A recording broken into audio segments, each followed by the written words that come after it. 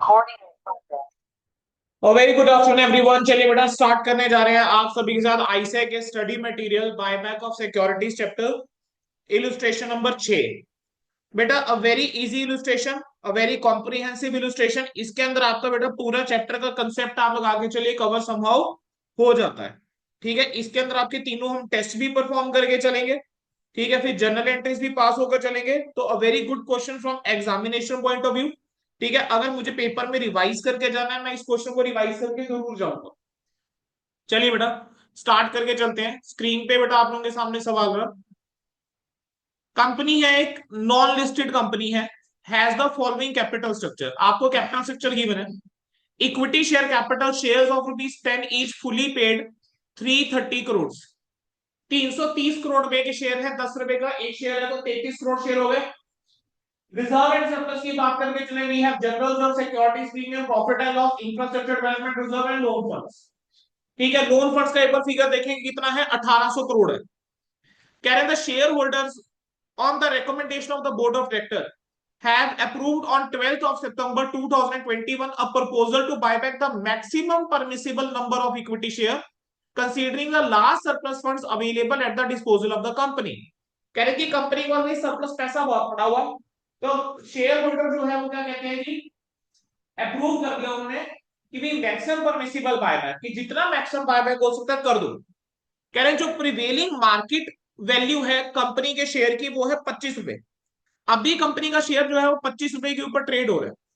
कह रहे हैं in order to induce the existing share holder to offer their share for buyback it was decided to offer a price of 20% over market. कह रहे हैं market के ऊपर 20%, यानी 25 के ऊपर 20% कितना हो गया, 30। तो 30 रुपीज।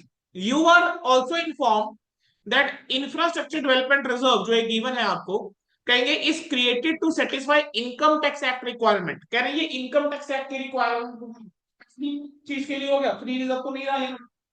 आपको पहले तो यही रखना, you are required to compute the maximum number of shares that can be bought back in the cycle of the information and also under a situation where the loan funds are either 1200 crore or 1500 crore। तो basically यहां पर क्या हो गया बेटा, there are three scenarios. यहां पर क्या हो गया, देर आर थ्री सिनेरियोज हो गए बेटा आपके। ठीक है, जिसमें आपका पहला सिनेरियो क्या हो गया, पहला हो गया 1800 करोड़। ठीक है, दूसरा हो गया 1200 और तीसरा हो गया बेटा 1500। ठीक है, तीसरा क्या हो गया, 1500 हो गया। डन। चलो चलो बढ़ सकते हैं बेटा आगे। चलो बेटा अब एज्यूम करते हुए कि the entire buyback is completed by 9th of 12th 9th of December। आपको काउंटिंग एंट्रीज पास करनी थी हर एक सिचुएशन, तो तीनों सिचुएशन में एंट्रीज भी पास करके चलनी है। चलो सबसे पहले काम क्या करना पड़ेगा, पहले number of share that can be bought back वो निकालने पड़ेंगे। उसको निकालने के लिए क्या मुझे जो है तीन टेस्ट जो है वो परफॉर्म करके चलने पड़ेंगे, जिसमें आपका पहला टेस्ट जो है वो क्या रहेगा, share outstanding test. Other test will be resource test, third test debt equity. तो अगर आप नोट करो बी लोन फंड्स 1200 है, 1500 है, 1800 है, क्या शेयर आउटस्टैंडिंग टेस्ट सेम है, कॉमन है, रिसोर्स टेस्ट भी कॉमन है। तो यानी जब मैं अपना सॉल्यूशन करूंगा क्या मेरे को तीन बार ये टेस्ट परफॉर्म करना पड़ेगा या मेरे को एक ही बार में करूं, शेयर आउटस्टैंडिंग और रिसोर्स टेस्ट चल जाएगा। लेकिन जब मैं debt equity ratio test perform करूंगा क्या तब मुझे तीन बार परफॉर्म करना पड़ेगा। ठीक है, क्योंकि अलग अलग फंड्स हो गया तो मेरी टारगेट इक्विटी अलग होगी। ठीक है, तो मेरा सीआरआर में जो अमाउंट जाना है वो लग जाएगा, देखना पड़ेगा। तो किस तरीके से बेटा क्वेश्चन को सॉल्व करके चलेंगे, चलिए शुरू करें। सबसे पहले बेटा मैंने क्या लिखा, बायबैक प्राइस। बायबैक प्राइस तो कितना रहेगा सर, उसने बोला है market price +20%। Market price is 25 और इसके ऊपर 20% अगर मैं ऐड करूंगा तो बेटा ये कितना आ जाएगा, 30 रुपीज। तो 30 रुपीज जो है बेटा मेरा क्या हो गया, बायबैक प्राइस हो गया। अब बेटा मैं पहला टेस्ट परफॉर्म करूंगा तो पहला टेस्ट कौन सा आएगा, शेयर आउटस्टैंडिंग टेस्ट। पहला टेस्ट आएगा share outstanding test. Share outstanding test क्या कहता है? 25% of number of shares outstanding, यही बोलता है ना शेयर आउटस्टैंडिंग टेस्ट। अब मेरे को बताओ, क्या क्वेश्चन के अंदर बेटा मेरे पास नंबर ऑफ शेयर आउटस्टैंडिंग है? नहीं सर, निकालने पड़ेंगे। क्या निकाल सकते हैं बड़े आराम से? 330 करोड़ है और 10 रुपए का एक शेयर है तो 33 करोड़ हो गया। तो सीधा यहाँ पर 25 करोड़ ऑफ 33, 25% ऑफ 33 करोड़ कर दूं तो चलेगा बेटा? करो जरा कैलकुलेट, कितना आ रहा है? उठाओ कैलकुलेट, 33 करोड़ का 25% कितना? 8.25 करोड़ आ रहा है क्या? 33 इंटू 25% बेटा सीधा 8.25 करोड़ लिख दूं बेटा, सारी फिगर्स करोड़ में है ना तो करोड़ में ही चलाएंगे। 8.25 करोड़, ठीक है, 8.25 करोड़ ये नंबर में जाएगा। डन। चलो सेकेंड टेस्ट मुझे बोलो क्या होगा? Resource test. और रिसोर्स टेस्ट के हिसाब से हम क्या कहते हैं कि जो मैक्सिमम आउटफ्लो हो सकता है, कि जो मैक्सिमम आउटफ्लो हो सकता है किस चीज का? ऑफ रिसोर्सेस,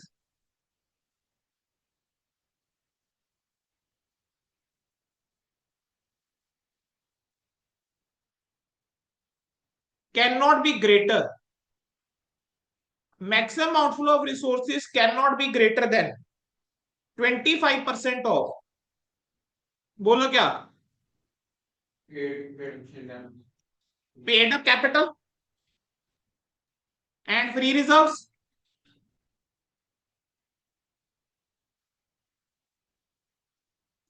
तो कंडीशन लिख दी पहले बच्चे हमने। इसके बाद क्या करेंगे बताओ? मुझे देख के बताओ बेटा जरा, पेड अप कैपिटल कितनी है? सर पेड अप कैपिटल जो है दैट इज 330 करोड़ बेटा, 33 करोड़ तो शेयर है। एक नहीं बेटा, आंसर पूरा गलत हो जाएगा। 333 करोड़ है ना बच्चों, 330 करोड़, एक जीरो के चक्कर में बेटा ये जीरो हो जाएगा तो अभी। ठीक है, फिर क्या आएंगे? Free reserves. अच्छा क्वेश्चन में बेटा मुझे देख के बताओ जरा, फ्री रिजर्व कौन कौन से है? बहुत बढ़िया। जनरल रिजर्व कितना है? जनरल रिजर्व 240 का। और कौन सा बोल रहे हो? कितना बता रहे हो? Securities premium. और लास्ट कौन सा बोल रहे हो? Profit and loss. Profit and loss कितना बता रहे हो? 90। जरा टोटल करना, 420 आ गया क्या? 420 करोड़ के फ्री रिजर्व हो गए। अब फ्री रिजर्व और इसका टोटल करूं तो कितना बनता है? 750 करोड़ बन रहा है क्या? 750 करोड़ हो गया। ये तो रुपीज में है ना? अब मुझे इसका 25% करना है, तो मैक्सिमम आउटफ्लो बोलो कितना होगा? मैक्सिमम आउटफ्लो की अगर मैं बात करके चलूं, वो होगा 25% ऑफ 750 करोड़।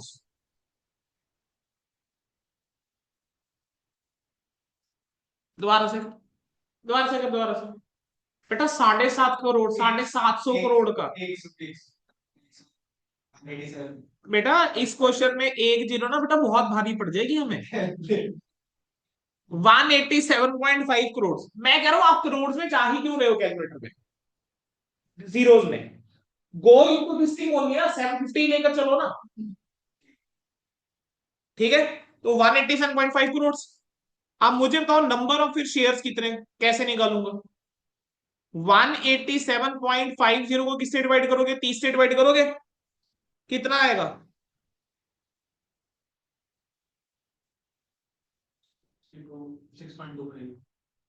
6.25 करोड़ आ रहा है। बेटा अब आ जाओ तीसरे और सबसे इंपॉर्टेंट टेस्ट के ऊपर, डेट इक्विटी रेशियो टेस्ट। ठीक है, जो देखने वाली चीज थी इस क्वेश्चन में वो यही थी बेटा, क्योंकि पहले तीनों टेस्ट के, पहले दोनों टेस्ट के अंदर कोई प्रॉब्लम ऐसा नहीं आती है। अच्छा डेट इक्विटी रेशियो टेस्ट की बात करके चले, तो मुझे बताओ बिफोर बाय बैक इक्विटी कितनी है?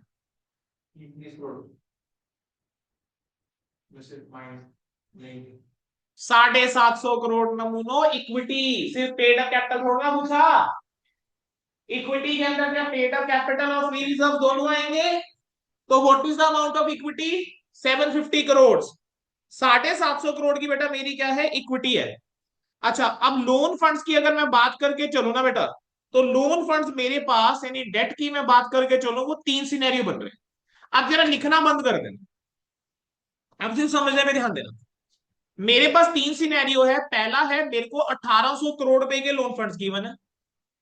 दूसरा सिनेरियो है मेरे को 1200 करोड़ गिवन है। और तीसरा सिनेरियो है मेरे को 1500 करोड़ गिवन है। ठीक है जी। अब मेरे को बताओ लोन फंड्स कितना। लोन फंड्स की बात करके चलो डेट की, तो कितना रुपीज इन करोड़। अब हम करोड़ बार बार नहीं लिखने बैठेंगे, ठीक है। यहां पर मैंने एक लाइन ड्रॉ कर ली, एक तरह से टेबल बना के चलो। यहां पर मेरा डेट कितने का है, 1800 का डेट है। यहां कितने का डेट है, 1200 का डेट है। यहां कितने का डेट है, 1500 का डेट है। राइट। अब मेरे को इतना पता है कि डेट इक्विटी रेशियो क्या होनी चाहिए, 2:1। Means equity should be half of debt. अब इक्विटी डेट का आधा होना चाहिए, 1/2 होना चाहिए। तो मेरी टारगेट इक्विटी निकल जाएगी। तो मैं अगली सिचुएशन ये कर दूं कि टारगेट इक्विटी लिख दूं। Sir what is target equity? Basically this is your minimum equity जो आपकी होनी चाहिए आफ्टर बायबैक। तो ब्रैकेट में लिख देता हूं minimum equity, minimum equity to be maintained,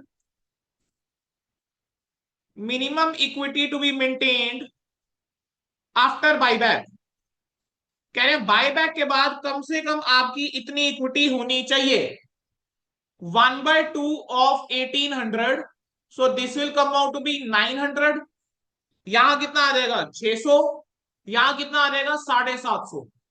अब जरा चेक करते हैं सर मेरी प्रेजेंट इक्विटी कितनी है।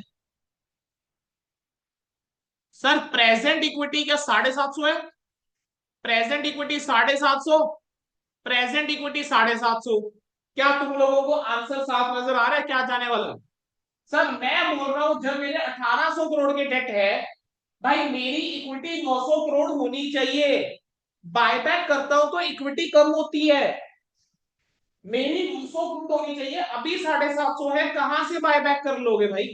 कर सकते हैं बायबैक? पहली सिचुएशन में बायबैक पॉसिबल है? नहीं है। तीसरी सिचुएशन में आ जाओ, 1500 करोड़ का डेट है, आफ्टर बायबैक 750 की इक्विटी होनी चाहिए, अभी 750 है।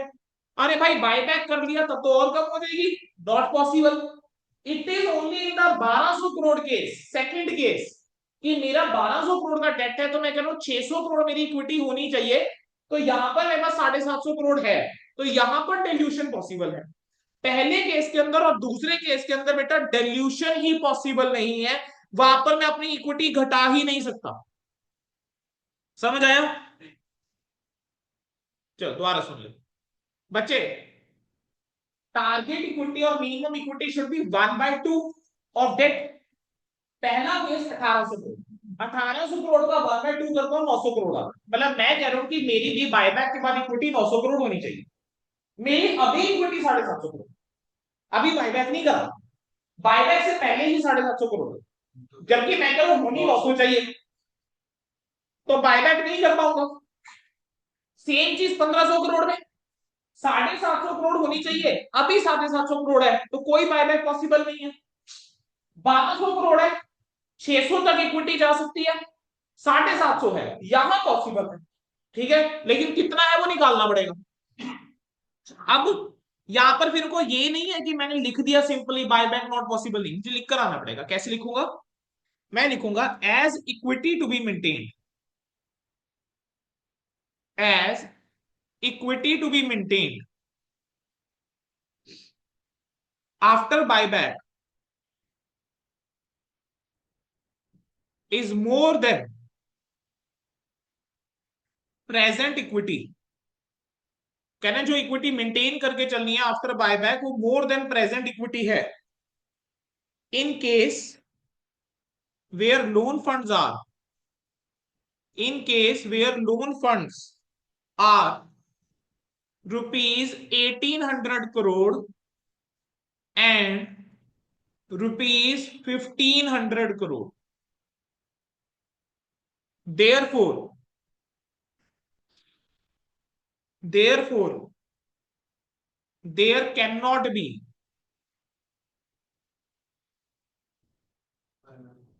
buyback of shares. ठीक है, अब कह रहे हैं जहां पर अब आपका लोन फंड्स कितना है 1200 करोड़, तो लिखूंगा where loan funds is equal to 1200 crore. वहां पर बेटा हम अब कैलकुलेशन करके चलेंगे। ठीक है, तो अब जरा इतना लिख लो पहले, लिखा नहीं था ना उस टाइम पे। चलो अब लिख लो पहले, ये टेबल सा बना लो, फिर उसके बाद आगे फटाफट लिख के फिर आप लोग खुद से सॉल्व करो। जी का निकालो, debt equity ratio test perform करके 1200 इक्विटी 1200 डेट के केस में जरा मुझे नंबर ऑफ शेयर्स निकाल के दो। जो बच्चे बाद में भी ये लेक्चर देख रहे हैं, आप लोग क्या करोगे बेटा, पॉज करोगे वीडियो को, नंबर ऑफ शेयर्स निकालोगे और फिर आगे करोगे। ठीक है,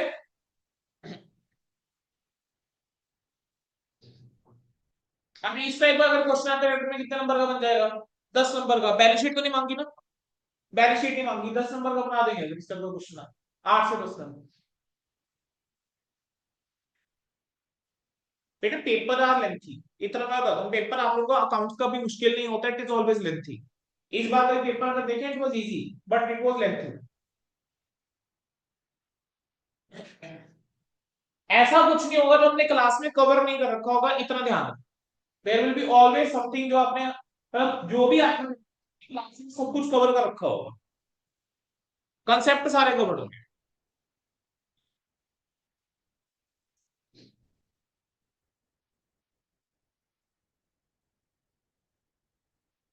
लिख लिया बेटा, टेबल कंप्लीट, स्क्रॉल कर सकता हूँ। चलिए, इसके बाद आप लोगों ने खुद से करना है, तो मैं रिकॉर्डिंग बंद करूंगा 5 मिनट के लिए, आप लोग जो सॉल्व करके दिखाओगे। चलिए बेटा, जहां पर बेटा आपके लोन फंड्स कितने हैं 1200 करोड़, अब मैं क्या कहूंगा, amount to be transfer to CRR, amount to be transferred to CRR, कि सीआरआर में कितना अमाउंट ट्रांसफर करके चलना है एक्स। ठीक है, और अमाउंट अवेलेबल फॉर बायबैक कितना, अमाउंट अवेलेबल फॉर बायबैक कितना बच्चों, बाय, इसको हमने क्या ले लिया बाय। अब मैं क्या करूंगा बेटा, पहली इक्वेशन फॉर्म करूंगा, 750 की इक्विटी मेरे पास है राइट, 750 की इक्विटी है ना, इसमें से सीआरआर के अंदर ट्रांसफर करूंगा एक्स, इसमें से जितना मैं कह रहा हूं कि इक्विटी होनी ही चाहिए, इक्विटी हमारे पास जितनी बेटा इक्विटी होनी ही चाहिए, हम क्या कह रहे हैं 600 की इक्विटी होनी चाहिए। ठीक है, ये किसके बराबर होगा, y के बराबर, ये आपकी पहली equation.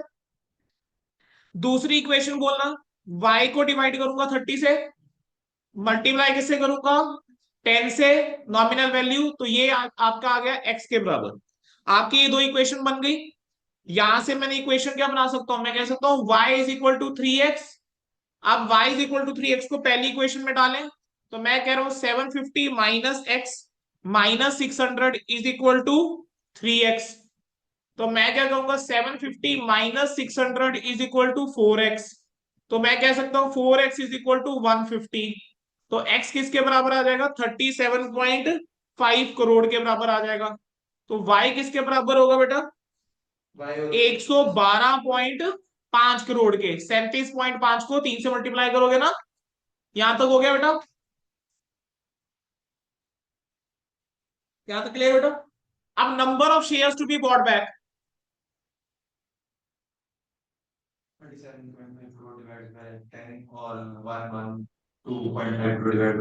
Number of shares to be bought back हो गया 112.5 करोड़ डिवाइडेड बाय 30 कर दूंगा। अगर मैं y को कंसीडर करके चल रहा हूं 30 से डिवाइड करूंगा, x को करूंगा तो 10 को 10 से डिवाइड करूंगा, कितना आ जाएगा 3.75 करोड़।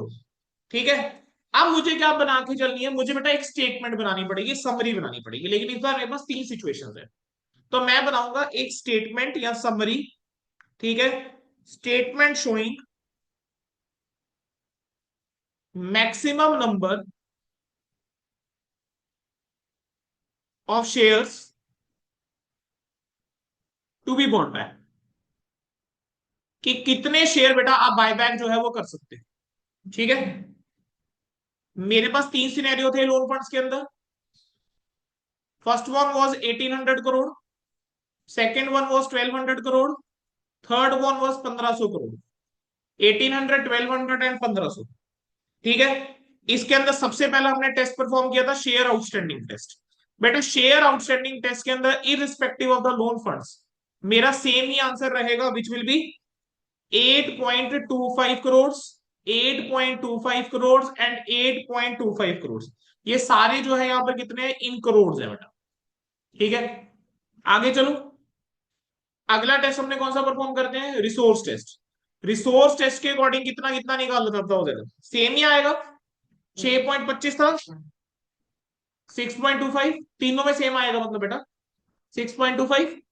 लेकिन बेटा जब मैंने परफॉर्म किया डेट इक्विटी रेशियो टेस्ट, तो डेट इक्विटी रेशियो टेस्ट के अंदर क्या होगा, यहां पर नील, यहां पर नील, यहां पर कितना निकाला 3.75 करोड़।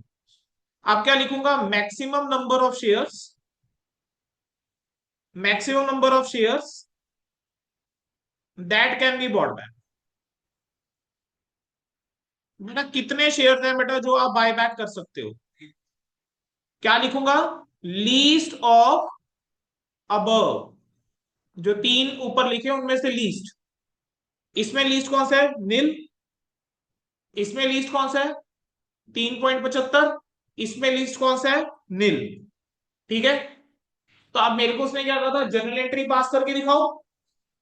या ये बना लिया बेटा टेबल सबने, हाँ जी, बना लो फटाफट बना लो बच्चों, एंड मार्क कर लो बेटा इस क्वेश्चन को इंपॉर्टेंट।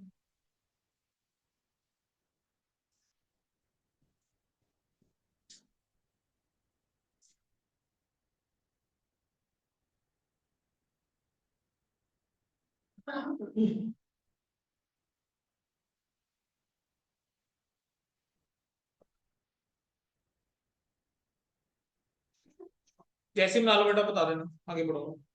जिनका बन गया बेटा जनरल एंट्री का अपने आप से स्टार्ट करो।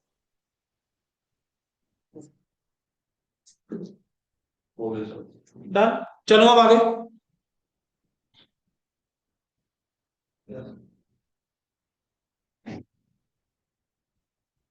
चलिए जनरल, और जनरल आप कब करके चलोगे, जब लोन फंड्स कितने हैं, बिल्कुल बेटा जब बायबैक ही नहीं हो रहा बाकी केस में जनरल क्यों करके चलेंगे। तो 1200 करोड़ जब है तब हम जनरल एंट्री पास करके चलेंगे, सारी एंट्रीज हमारी रुपीज इन करोड़ में ही चलेंगी। ठीक है, वो हमने लिख दिया। अच्छा अब जनरल एंट्री के अंदर जो आ रही है, तुमको दिक्कत है थोड़ी सी, बेटा देखो वो करो, आप सबसे पहले ड्यू करोगे पैसा या नहीं करोगे। बायबैक आप कैसे कर सकते हो, चलो मुझे इतना बताओ, कंसेप्ट हमने क्या पढ़ा है, बायबैक आप कैसे कर सकते हो, out of free reserve, out of securities premium and out of issue of fresh shares, proceeds of fresh issue, है ना।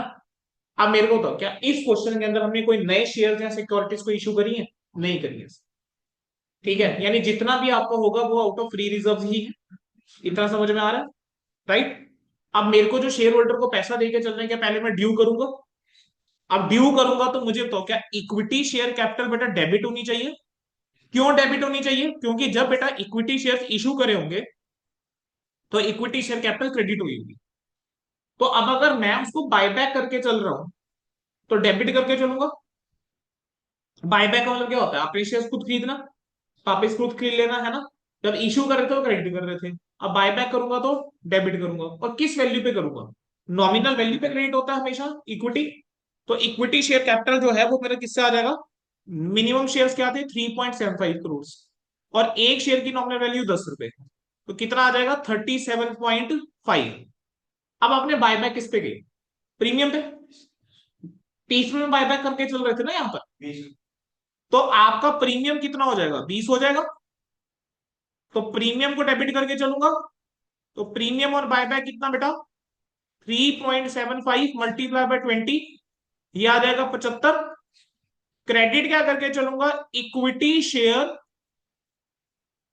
बायबैक, क्रेडिट क्या करके चलूंगा, इक्विटी शेयर बायबैक। तो इक्विटी शेयर बायबैक में कितना चला जाएगा 112.5 करोड़। पहली एंट्री समझ में आई। अब बेटा जब मैं इनको पेमेंट करके चलूंगा मुझे बताना पेमेंट की एंट्री क्या होनी चाहिए, इक्विटी शेयर बायबैक को मैं डेबिट कर दूं और पेमेंट क्या करूंगा, बैंक को क्रेडिट कर दूंगा। तो 112.5 और 112.5, समझ आ गया? दो एंट्री क्लियर? अच्छा, अब ये जो प्रीमियम और बायबैक है ना बेटा, इसको मुझे राइट ऑफ करना पड़ेगा। और इस प्रीमियम को राइट ऑफ करने के लिए हम क्या यूज कर सकते हैं? Securities premium. सिक्योरिटी प्रीमियम का तो स्पेसिफिक पर्पस है ना ये। तो सिक्योरिटीज प्रीमियम जो है, पहले मैं अगर मेरे पास है उसको यूज कर लूंगा। अब चेक करो मेरे पास सिक्योरिटीज प्रीमियम में पैसा पड़ा कितना है? 90। और मेरे को राइट ऑफ कितना करना है? 75। तो पूरा सिक्योरिटी प्रीमियम से एडजस्ट हो रहा है ना। तो सिक्योरिटीज प्रीमियम को डेबिट करके चल दूं 75 से, और प्रीमियम और बायबैक को क्रेडिट कर दूं कितने से? 75 से। इतना समझ में आता है? राइट ऑफ कर दिया ना बेटा इस प्रीमियम को सिक्योरिटी प्रीमियम से। अच्छा, अब जो आपने यहाँ पे बायबैक करा है वो कैसे करा? आउट ऑफ फ्री रिजर्व करा है या आउट ऑफ आपने फ्रेश इशू करा है? Free reserve. अगर फ्री रिजर्व में से करा है तो क्या nominal value of the shares bought back, क्या वो सीआरआर में ट्रांसफर होना चाहिए?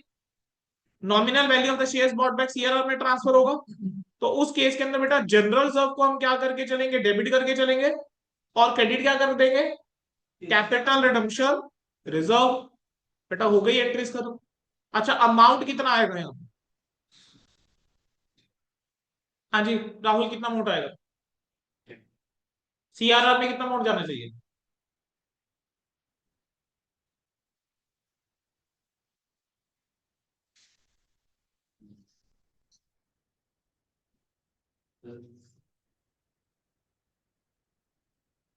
क्या है कंसेप्ट को रिकॉल करो। क्या है कंसेप्ट? सीआरआर में क्या जाता है? Nominal value of the shares bought back out of free reserve. मेरे को बताओ नॉमिनल वैल्यू क्या है शेयर्स की जो बायबैक करके चल रहे हो? कितने शेयर्स बायबैक कर रहे हैं? 3.75 करोड़ बच्चों। 3.75 करोड़। और 3.75 को अगर मैं 10 से मल्टीप्लाई करूं तो कितना आता है? 37.5। तो कितने से एंट्री होनी चाहिए बेटा? 37.5। Clear? Nominal value of the shares bought back out of free reserve इस ट्रांसफर टू सीआर। डन बच्चों? चलो फटाफट से एंट्रीज नोट डाउन कर लो जिसने नहीं करी है। Recording and start new one for the new question. The nominal value of the shares bought back out of free reserves transferred to CRR. Quickly, better note this down.